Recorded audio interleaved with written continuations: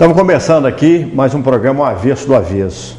E hoje assim, eu estou me sentindo assim meio bendito ao fruto entre as mulheres, porque o Robson Cândido não está aqui junto conosco, ele está com outros compromissos, ele não vai fazer o programa junto com a gente aqui. Então hoje eu tenho aqui Cristina Lima, que ela participa sempre com a gente desse programa, com seus comentários inteligentes, nossa professora, nossa dileta professora. E por falar em professora, nós temos também aqui a professora Vera Passos. Ela foi diretora da FAFIC, foi professora da Apoio, professora de português, professora de espanhol. Vamos ter aqui uma aula com as nossas professoras. E por falar em professora, a gente estava conversando aqui antes de iniciar o programa, e aí eu quero já abrir o programa Avesso do Avesso abordando essa questão, Cristina. E esse sentimento forte que existe dentro da gente, que a gente não explica. É o sentimento do ex-aluno sempre, mas liceísta sempre também. Não existe ex-liceísta, existe ex-aluno do liceu. E você estava falando agora, Cristina, eu vou passar a palavra a você daqui a pouquinho, que, para nossa curiosidade, você não estudou no liceu. Eu pensei que você tivesse estudado no liceu. Você deu aula para o liceu e essa paixão sua por aquela escola mágica veio a partir do meu pai. Do seu pai, e a partir dessa sua convivência também como professora ali dentro, com certeza. Verdade. Isso te influenciou muito 42 também. anos. E eu estou abrindo o programa falando sobre o liceu, porque nós estamos aqui fazendo um SOS aqui para o liceu, uma emergência muito grande. Nós temos aquele prédio histórico de grandes histórias e ali de grandes emoções que todos nós vivemos ali, entendeu? O prédio está caindo, o prédio está se deteriorando com o tempo e precisa urgentemente de uma reforma e de uma restauração, principalmente o prédio histórico que é tombado pelo patrimônio histórico. Mas nós vamos falar sobre essa questão aqui com a Vera, ela que está encampando aí um movimento junto com ex-alunos, mas liceístas eternos, no sentido de cobrar do governo do estado uma restauração do prédio histórico, do velho casarão e, claro, e uma reforma do restante das dependências do Liceu de Humanidade de Campos. Mas vamos falar um pouquinho sobre essa paixão. Por que essa paixão, Cristina Lima? Tudo bem com você? É uma coisa inexplicável. Não, na verdade... Porque para mim tem até uma explicação, porque eu fui aluno, então essa magia está dentro de mim. Outro dia eu coloquei no blog aquele texto que eu tinha feito. Declaração de Amor ao Liceu, que eu tinha feito. No livro dos 130 anos. E no livro dos 130 anos. Aí foi um anônimo lá e postou, que eu escrevo para o blog também, foi um anônimo lá e colocou, você não fala do General Dutra, não? Meio enciumado que eu falei do liceu.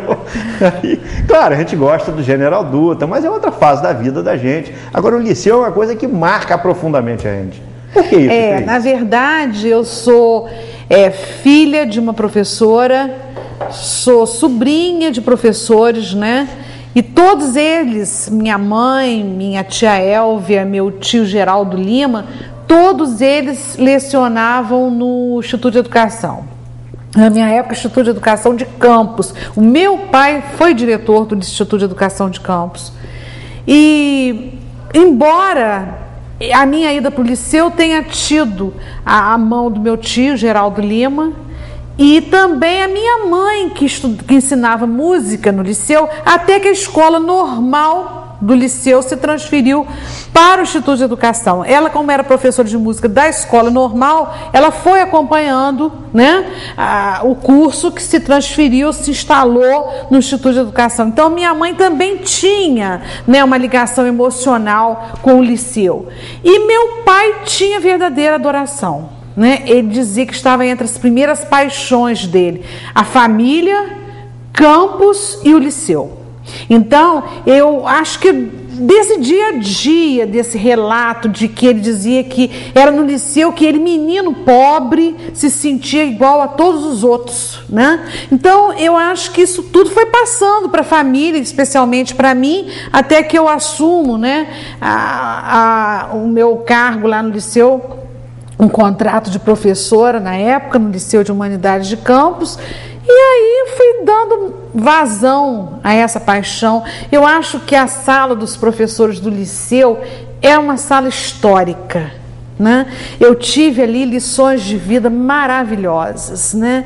Não estudei, não sentei nos bancos do liceu, mas a sala dos professores do liceu era qualquer coisa de especial. Eu tenho recordações maravilhosas de colegas como Godofredo da Silva Pinto, Heloísa, Luciano D'Angelo, Marluce Guimarães Silva, que esteve com a gente aqui recentemente, Maria Nilza Patrão, a própria Conceição Sardinha, né? Eu já peguei como diretora a professora Conceição Sardinha, não peguei o professor João da Hora. Então, Luiz Magalhães, Luiz Portelli Magalhães, Magdala França Viana, gente, até um perigo citar assim, Aristide Sofiati. Existia uma briga pessoal, de brincadeira entre nós dois, nós implicávamos muito um com o outro. Gente, então era assim uma maravilha. Eu acho que isso aí trouxe essa paixão minha pelo liceu, que até bem pouco tempo, quando eu via uma fechadura já caindo, via as frestas das janelas já deterioradas, aquilo era uma punhalada no meu coração. Eu ficava muito preocupada se ia chover de noite, se as portas estavam fechadas, e o pessoal uma época colocou uns saquinhos de areia, né, porque as fechaduras já não estavam fechando direito, após uma belíssima restauração.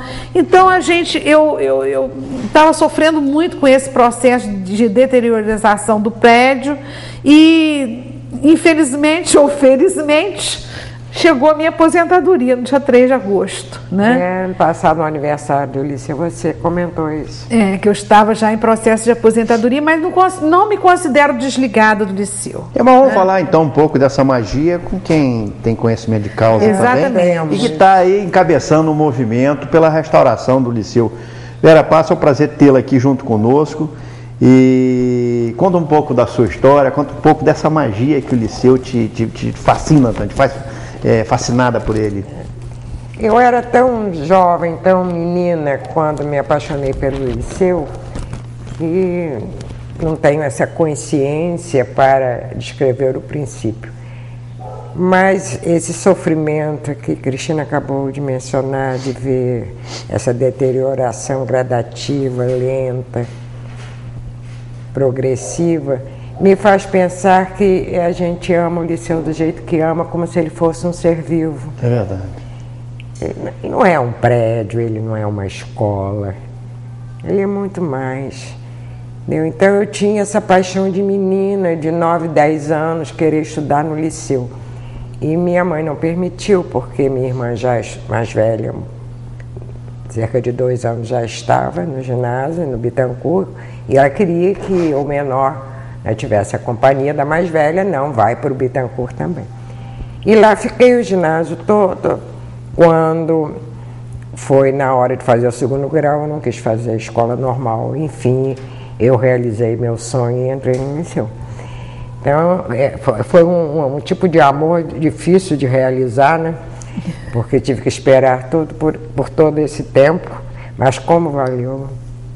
Cada dia era um ano para mim, entendeu? Fui contando o tempo assim, sorvendo prazer de estar lá, de estar em sala Figuras, de aula. Né, muito emblemáticas frequentam a minha memória, né? Tarcínio, o seu Jorge da Paz Almeida, seu Rubens, né, Dona Maqueda. Um sorriso só, né, um sorriso permanente.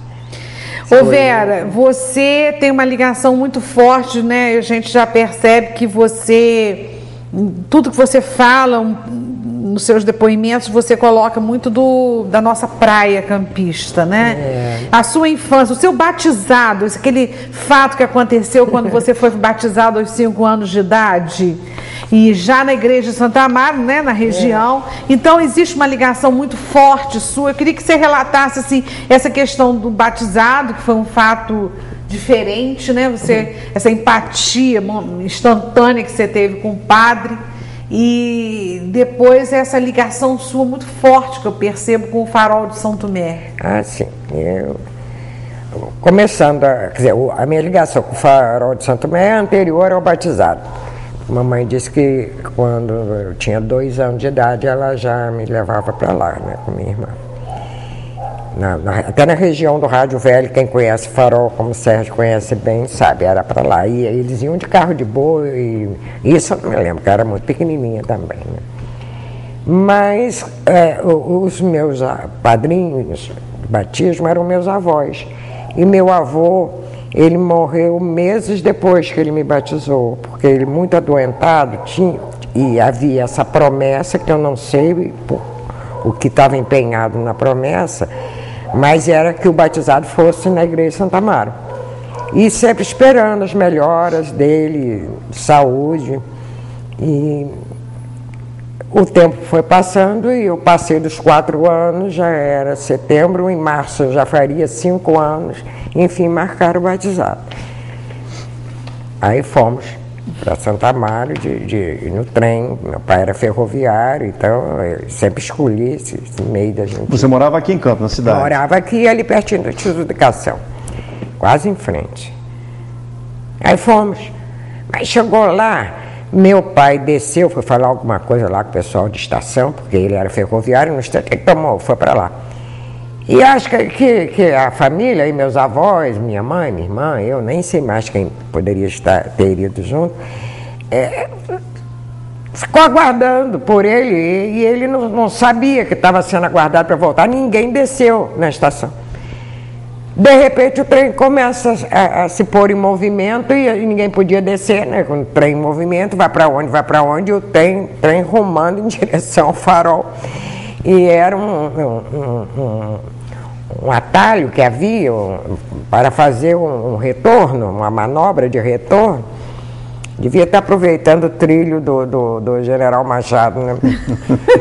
Porque houve uma época que os trilhos iam até a fazenda dele lá na Boa Vista. Resultado, aquilo demora, essa tal de manobra. Não foi brincadeira.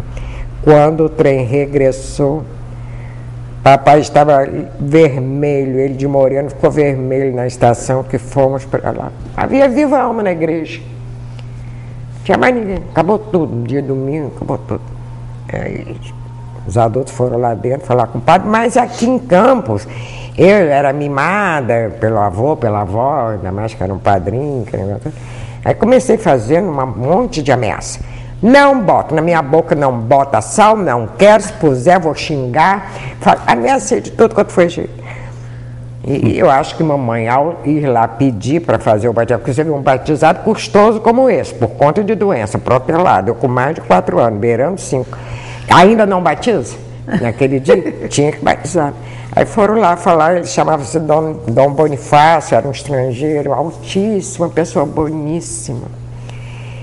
Aí acho que mamãe preveniu, né? Olha, ela está rebelde, está ameaçando. Aí ele veio como quem não fosse batizar, não estava com os paramentos, sentou no banco, foi conversando comigo, e foi. Daqui a pouco estava no colo dele, adorando conversar com ele, uma beleza. Aí eu brinco aí no final da resposta que havia adiantado para você. Pergunta do sal, nem sei o momento do sal do batizado, o sal virou doce. Tá vendo? Nós esgotamos aqui o primeiro bloco do programa. Eu demorei muito contando a história do batizado. Não, interessante a história, mesmo. Claro, é isso mesmo. E a ideia do programa é essa mesmo, a gente vir aqui conversar, abrir o coração. Eu sempre falo que o programa é meio que uma sala de um psicanalista, você está num divã, e você vai abrindo o coração, contando suas histórias. Essa é a ideia do nosso programa. Mas vamos ao intervalo e daqui a pouco a gente está de volta com a Vera Paz.